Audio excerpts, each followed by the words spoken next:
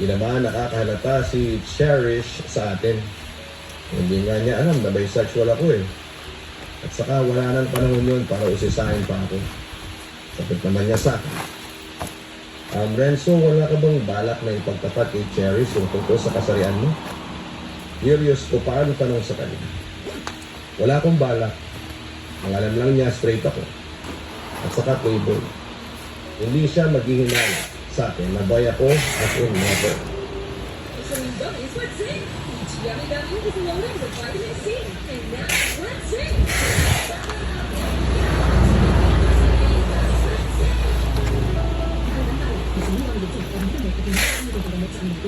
Sugar cookies and cream and yours. Wow, bago! Baby cookies, nagsasaya! Never. Kwento niya sa akin. Naging mabuti bang asawa si Cherry sa'yo?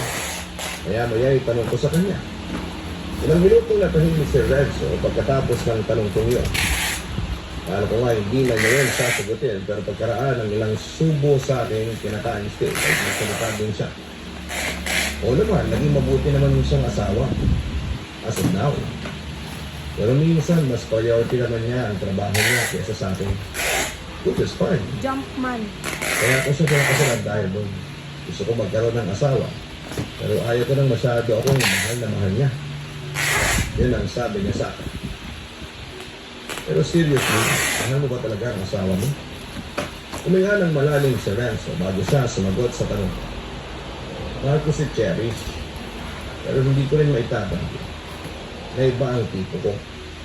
Kaya ako pinakasalan si Cherish. Hindi lang dahil sa mahal ko siya.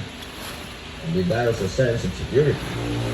May sense of security ka kapag may sarili kang pamilya. Mahirap kasi mag-isa.